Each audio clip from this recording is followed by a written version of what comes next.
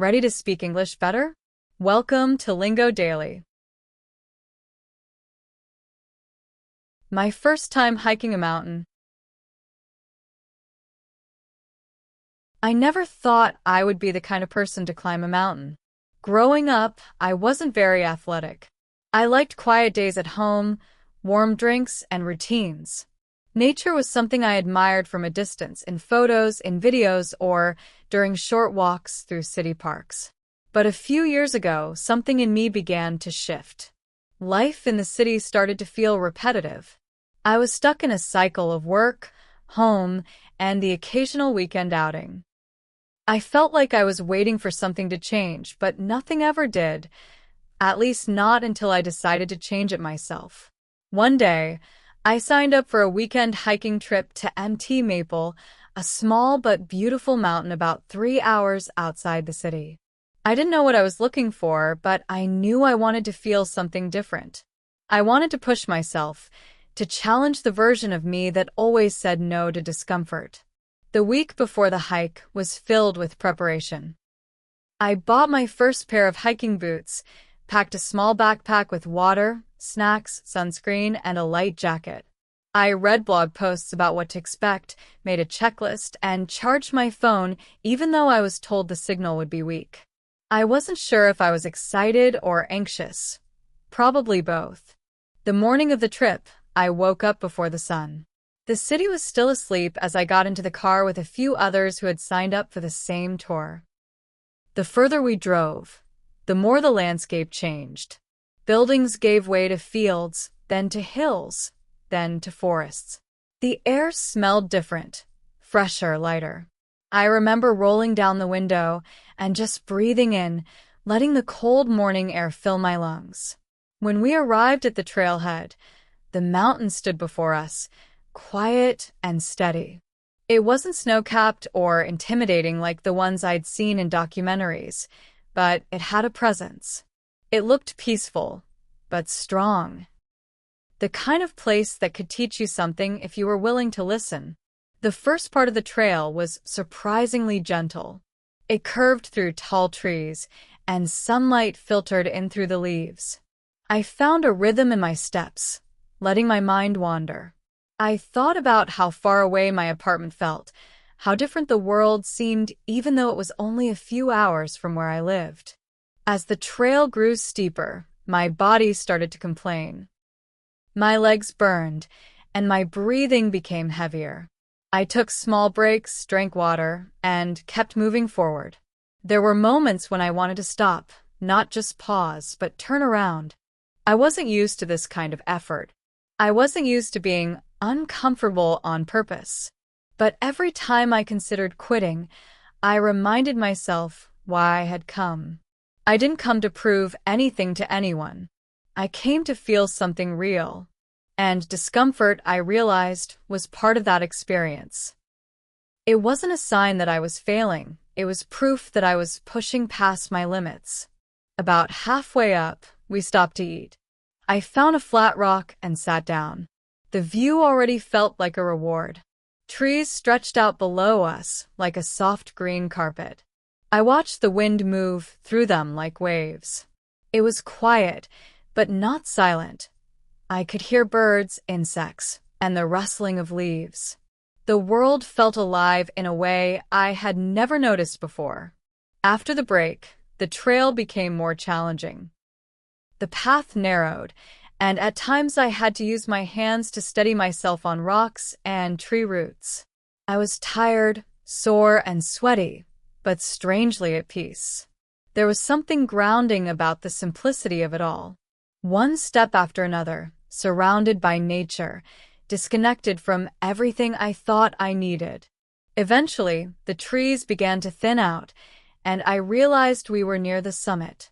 The air was cooler, and the wind stronger.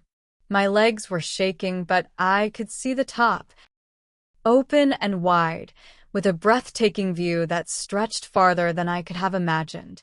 Standing at the summit was unlike anything I had experienced before. It wasn't just about the view, although that was beautiful. It was about the feeling. I felt small in the best way possible, like I was a tiny part of something vast and timeless. I felt proud, not just for making it to the top, but for showing up, for trying, for letting go of fear long enough to do something new. The sky was painted with shades of orange and pink as the sun began to dip. I sat on a flat rock, wrapped in my jacket, and watched the world quietly shift. I didn't take many photos. I just let myself be present. The hike down was quieter. My body ached, but my mind was calm. I wasn't thinking about work or emails or the city. I was just walking one step at a time, feeling the earth beneath my feet. By the time we reached the bottom, the light was fading. I was exhausted, but in a good way. A full kind of tired. That night, I lay in my tent and listened to the sounds of the forest, the distant call of an owl, the rustling of leaves, the steady breath of the earth. Since that hike, I've thought a lot about what it meant to me. It wasn't just about nature or exercise or escaping the city. It was about connection with myself, with the world, and with the quiet strength we all carry inside. That day on the mountain reminded me that I am capable of more than I think. That discomfort isn't the enemy, it's a doorway. And sometimes, all it takes to walk through it is the courage to take the first step. In the week leading up to the hike, my focus wasn't only on gathering gear, it was about preparing myself mentally. I started watching videos from people who had hiked the same trail, hoping their confidence would rub off on me. I read articles about what to expect, what to pack, and how to pace myself. Some of the advice was practical. Break in your boots, carry enough water, dress in layers. But some of it was deeper, more reflective. Listen to your body, one writer had said. But also listen to your fear. It's not always telling the truth. I took that to heart. I realized how often I had let fear guide my decisions in the past. Not loud, obvious fear, but subtle, quiet hesitation. The kind that whispered, maybe this isn't for you. Maybe you won't enjoy it. Maybe you'll fail. But now, I was beginning to recognize the difference between fear that protects and fear that limits. I didn't want to be ruled by that second kind anymore. To build stamina, I began walking longer distances in my neighborhood, taking stairs instead of elevators, and wearing my hiking boots to get used to the weight. I even walked through light rain once, just to see how uncomfortable I could allow myself to be. And as strange as it sounds, I started to enjoy the discomfort. There was something deeply human about feeling your body work hard for something real, even if it was just a small hill near home. I also journaled every night. Writing down my thoughts helped clear my mind and focus my intentions. I didn't want this hike to be just a physical activity. I wanted it to be meaningful, a chance to step away from the noise of everyday life and reconnect with something deeper.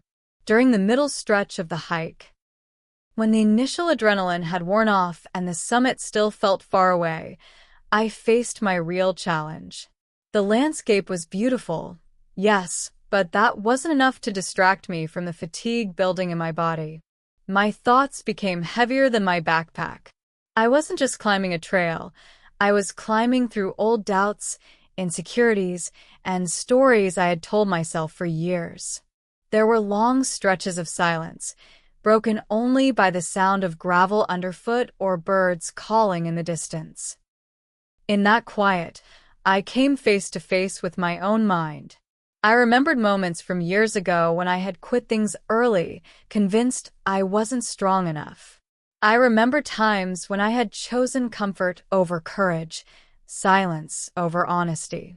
And yet here I was still walking, still moving forward. Something inside me began to shift. I realized that strength wasn't about how much weight you could carry or how fast you could reach the top. Sometimes strength was simply staying with the discomfort long enough to find out what was on the other side of it. With each step, I shed a little more of the person I thought I was. I let go of needing to look strong, needing to have it all together, needing to be good at everything on the first try. I just let myself be in the moment, imperfect, uncertain, but still trying. When I finally reached the summit, I didn't cry or scream in triumph. I simply stood still. There was no dramatic moment, just a quiet unfolding inside me. A deep, peaceful realization that I was capable, that I had always been, even if I hadn't known it before. I took time to observe everything around me. The horizon seemed endless. The valleys below were filled with tiny streams that shimmered in the light.